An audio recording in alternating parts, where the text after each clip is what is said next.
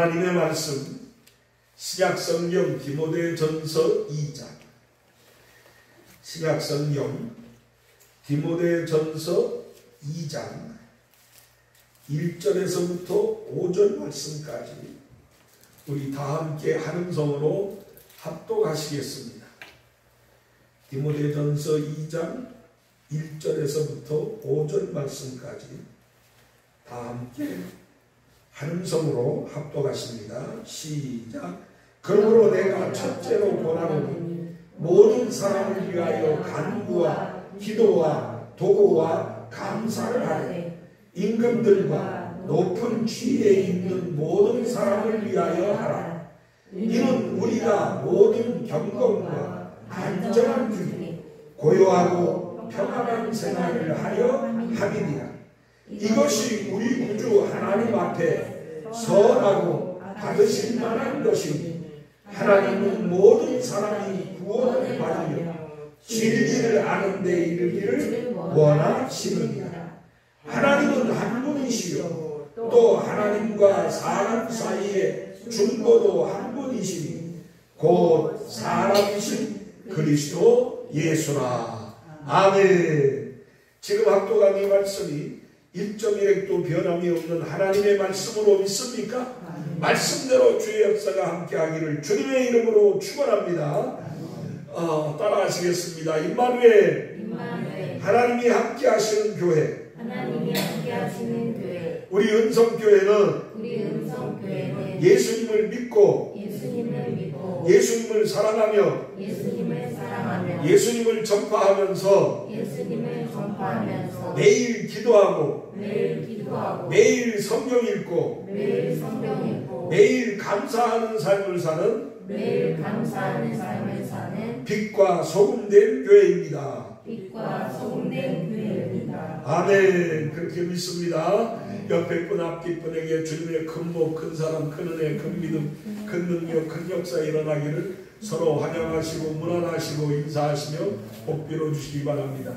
여러분들의 빈복이 여러분들에게 돌아올 줄로 믿습니다.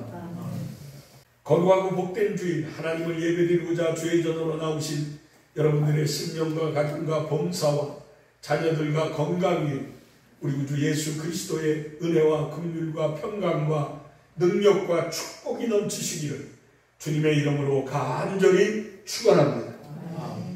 지난 한 주간 동안도 주의 은혜 가운데 잘 지내신 줄 믿습니다. 하나님께서 여러분들의 삶의 이모저모를 돌보시고 함께 하심을 감사하면서 수고들 많이 하셨습니다. 밭에서 가정에서 여러 곳에서 수고하며 애쓴 여러분들에게 하나님께서 반드시 주의 복으로 채워주심을 믿습니다. 시끄러웠던 선거가 끝났습니다. 제21대 대한민국의 대통령이 취임을 하여 이제 시작을 했습니다. 대통령 되자마자 바로 취임한 것은 전임자가 없기 때문입니다. 전임자가 있으면 임기까지 끝나고 난 다음에 이 취임식을 하게 되어 있는데 전임자가 중간에 그만뒀기 때문에 임기가 당선되자마자 바로 시작을 하기 때문에 어떤 기간이 없이 바로 취임을 했습니다. 그러다 보게 되니까 장관들도 수석들도 임명이 안 돼서 지금 장관은 전임 대통령의 장관들이 새 장관들이 이렇게 임직이 될 때까지 그 일을 감당하게 되어 있습니다. 아주 조금은 웃기는 그러한 그 행정부의 모습이 되어 있죠. 어찌됐든지 간에 안타까운 것은 나라가 왜 이렇게 당선 분포를 보게 되니까 한쪽은 빨갛고 한쪽은 파랗고 하다. 거의 분열과 대립과 갈등의 모습이 이 나라에서 지금 계속 이어져 내려오고 있는 것이 안타깝습니다. 왜 그것이 안타까우냐 하면 나라가 두 개로 나뉘어 있는 휴전선이 있기 때문입니다. 한쪽은 공산주의, 사회주의를 지향하며 한쪽은 평화적인 자유민주주의를 지향하는 나라이기 때문에 삶이 완전히 다릅니다. 세계에 유례없는 공산주의, 사회주의를 지금 지내고 있는 저 북한은 정말 우리가 알 수 없는 고통과 고난 속에서 삶을 살아가는 것을 보게 됩니다. 그럼에도 불구하고 전쟁의 야욕을 내버리지 않고 적화 통일을 하려고 하는 그러한 욕심을 버리지 않고 국민이야 어떻게 되든지 말든지 무기를 증산하며 갖가지로 이 전쟁에 대한 연습을 하고 있는 것을 보게 될 때 안타까움을 금할 수 없습니다. 이런 나라이기 때문에 우리는 대립하거나 갈등하거나 또 그 대결하는 모습이 사라졌으면 좋겠습니다.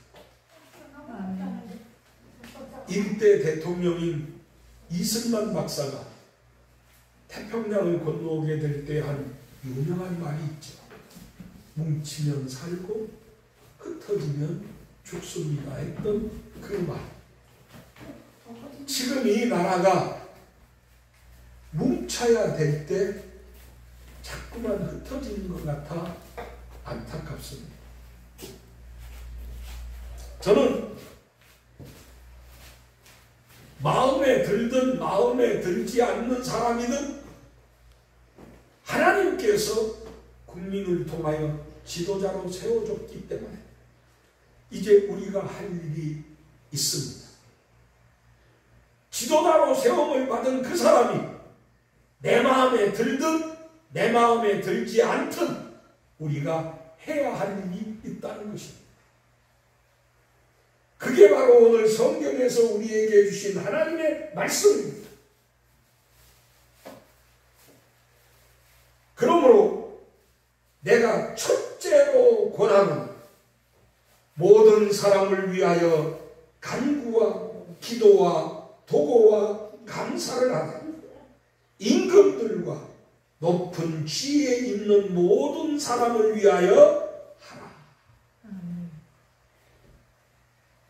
바울 사도는 우리에게 오늘 말씀하기를 첫째로 권하는 것이 있는데 그게 뭐냐? 모든 사람을 위하여 기도해라. 기도해야 할 일이 바로 우리에게 주어진 본분이요, 책임이요, 의무입니다. 마음에 들지 않는 사람이라고 기도하지 않거나 마음에 드는 사람이라고 기도한다면 그게 어떻게 되겠습니까? 공평하신 하나님, 의로우신 하나님, 불신자, 안 믿는 사람에게도 햇빛과 비를 주시고 공기를 주시는 하나님, 우리는 그런 하나님을 믿습니다.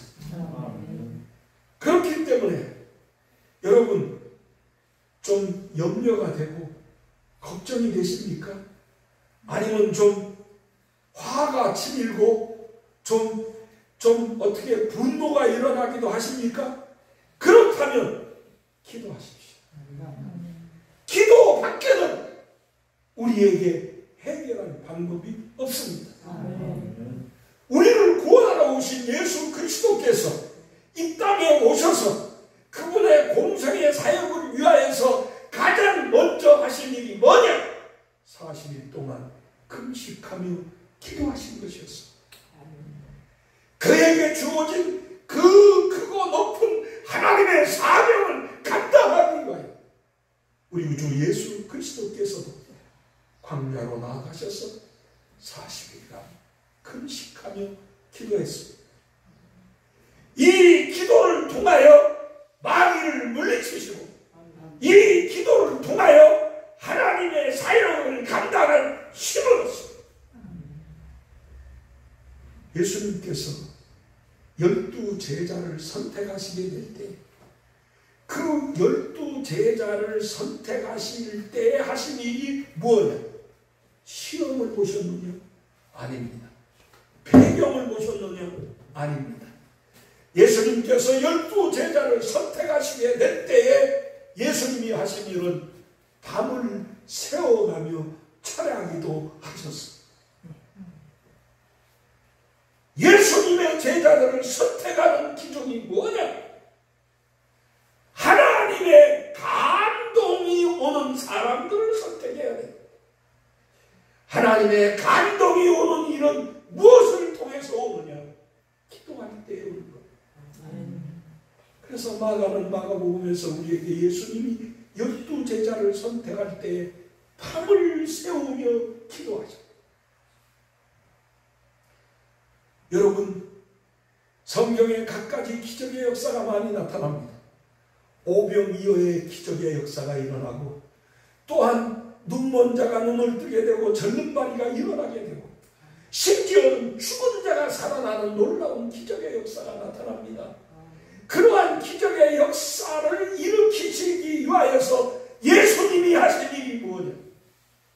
새벽에 기도하시고 낮에 기도하시고 밤에 기도하셨다고 하는 사실입니다.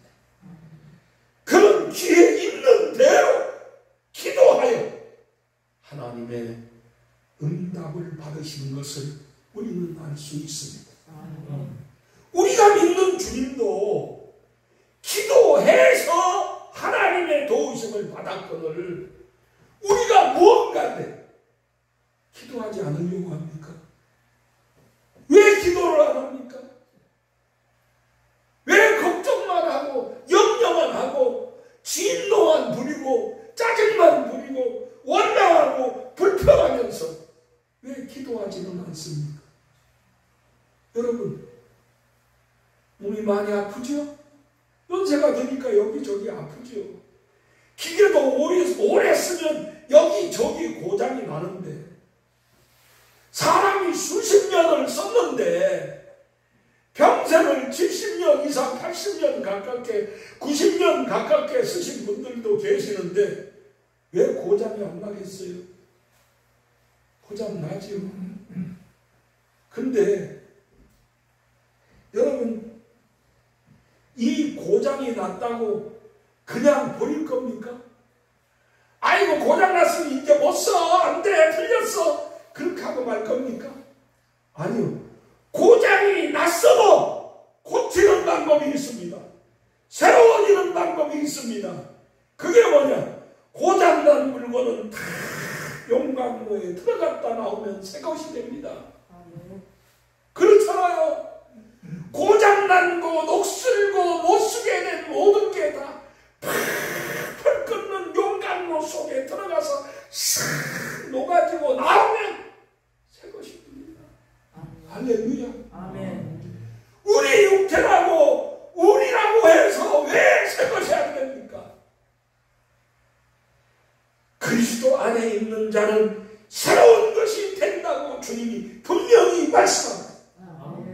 그러니 여러분, 아파서 고장났습니까? 힘들어서 고장났습니까? 실패해서 고장났습니까? 여러분, 모든 것이 어떻게 답답해서 고장난 것 같습니까? 그러면 낙심하지 마세요. 이제 다시 용광로 속에 들어갔다 오기 위하여 기도하세요. 기도가 해결입니다. 이 인류를 구원하시기 위하여 십자가를 지셔야 되는 예수님께서 십자가 지실 수 있는 힘, 그 능력, 그 은혜를 받기 위하여 예수님이 하신 일이 뭡니까? 겟세마네 기도원에 산에 올라가셔서 밤이 맞도록 힘쓰고 애써 더욱 간절히 구하면서 땀이 땅방울에 땀 땀이 땅바닥에 떨어지는 핏물같이 변해주고 정말 하나님의 뜻을 구하면서 하신 일이 기도입니다. 아멘. 예수님은 이 기도 후에 당당하게 제자들과 함께 그 유대 군병들, 대제사장들 앞에 당당하게 나아갔습니다. 너희가 찾는 이가 누구냐? 나사렛 예수, 내가 바로 그러다. 주님은 전혀 후퇴하지 않고 주저하지 않고 도망가지 않고 타협하지 않고 당당하게 십자가 지시러 나아갑니다. 그 힘이 어디에서 오느냐? 기도에서 옵니다. 기도에서. 오늘 성경이 우리에게 말씀합니다. 너희가 고요한 삶을 원하느냐? 너희가 평안한 삶을 원하느냐? 그렇다면 기도. 그렇다면 기도야. 근데 기도도 간구와 기도와 도고와 감사를 하래. 그러니까 기도에 꼭 있어야 될 필요성을 우리에게 설명하는데 똑같은 말씀인데도 강조해서 말씀합니다. 간구와 기도와 도고와 감사를. 이게 바로 기도하라고 하는 말씀 속에 들어있는데, 첫째, 간구는 뭡니까? 마음 다하고 힘 다하고 성품 다하여서 간구, 정말 간이 끊어질 듯이 하나님 앞에 구하는 게 간구입니다. 그냥 하나님 주시려면 주시고 말라면 마세요. 아닙니다.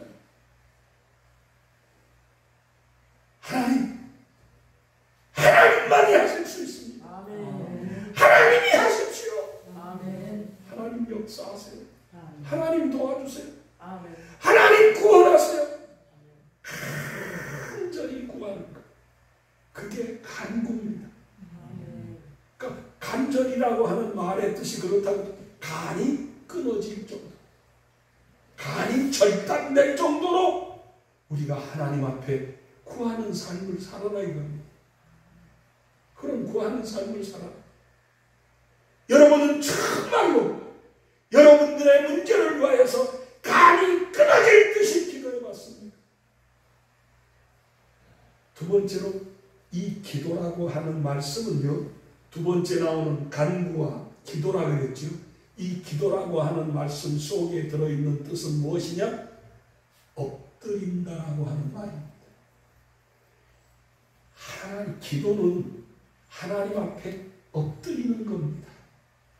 하나님 앞에 항복 선언을 하는 것이고 하나님께 전하는 것입니다. 그게 바로 기도입니다. 여러분, 이 엎드린다고 하는 말씀 속에 들어있는 최고의 의미가 예배입니다. 그러니까 예배는 우리가 하나님께 엎드리는 겁니다. 하나님, 항복합니다. 엎드리는 거예요. 하나님, 저는 안 됩니다. 하나님만 하시옵소서. 아멘. 세 번째로 도고라는 말씀이 나옵니다. 이 도고는 뭐냐? 기도는 나를 위한 욕심의 기도만 하지 말아야 합니다.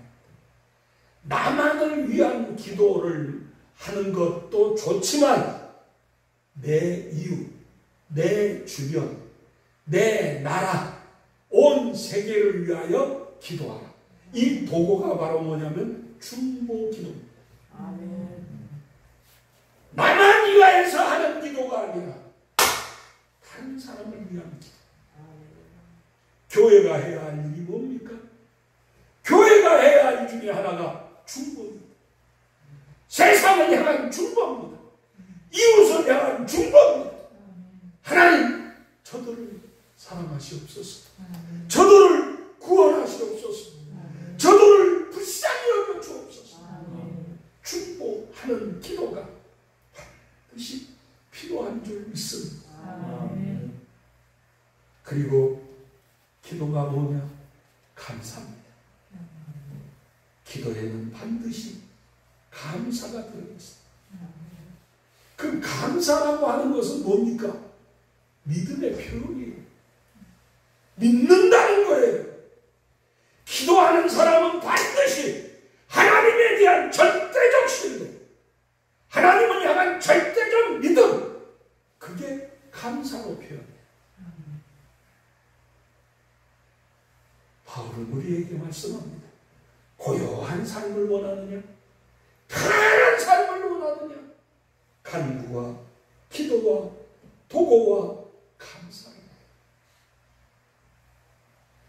그러면서 높은 사람들과 임금들에게 의하여 기도하고 또 모든 사람이 구원받기를 원하시는 하나님의 뜻을 쫓아 모든 사람을 위하여 기도하라. 여러분, 이제 우리가 해야 할 일이 있습니다. 다른 게 아닙니다. 기도입니다. 우리가 감당하지 못하는 것, 우리가 약해진 것 같은 것, 우리가 어려워진 것 같은 것, 남의 문제가 아니라 내 문제입니다. 그건 바로 뭐냐? 기도의 문제입니다. 한국교회가 시끄러워지고 한국교회가 갖가지 빛을 잃어가는 이유 중에 하나는 뭐냐? 한국교회의 기도가 사라지고 있기 때문에. 한국교회를 부흥케 한 가장 원동력이 어디에 있었느냐? 기도에 있었습니다. 새벽기도, 세계에 없는 새벽기도, 한국의 유일한 하나님의 은혜요 자랑거리입니다. 밤을 새워가며 철회하는, 제가 처음 예수 믿었던 1970년대 초반에는 교회마다 가면 이런 의자가 별로 없는 교회도 많았고 방송 놓고 마루 놓고 있던 교회들이 있는데 그 교회에 가면 꼭 그때는 60세 넘은 70세가 아주 그냥 오래되신 분이죠. 그런 권사님들 예배당 떠나지 않고 밤새 눈물로 기도하던 분들이 교회마다 있었습니다. 그 기도가 한국교회를 살린 겁니다. 한국교회에 부흥의 불길을 붙인 겁니다. 한국교회가 부흥할 수 있었던 원인은 그런 기도에 있는 거예요. 때로는 금식하며 부르짖는 기도. 제가 처음 믿었을 때는 구국 기도회도 많았어요. 그래서 어린 제가 태극기를 손에 들고 그냥 하나님 앞에 가서 태극기를 휘두르면서 이 나라의 민족을 살려달라고, 이 나라의 민족의 통일의 복을 허락해달라고, 어린 사람들이 뭘 안다고 그냥 수십 명 수백 명씩 모여가지고 예배당에서 아니면 저 기도원에 가가지고 기도하면서 하나님 앞에 부르짖었던 시대가 있었습니다. 이제 우리는 다시 기도해야 합니다. 다시 기도가 우리의 삶의 생명이라고 하는 것을 기억하고 다시 기도하는 역사가 일어나서 우리 교회에 하나님의 일이 나타납니다. 우리 주변에 하나님이 보이시는 역사가 있기를 주님의 이름으로 간절히 축원합니다. 새 정부, 새 지도자, 새 나라를 위해서 우리 계속 기도하십시다. 간구와 기도와 도고와 감사로서 이 나라가 평안해질 수 있도록, 이 나라가 고요해질 수 있도록, 이 나라가 통일의 복을 받을 수 있도록 기도해서 하나님께 영광 돌리는 여러분과 제가 되어주기를 주님의 이름으로 간절히 축원합니다.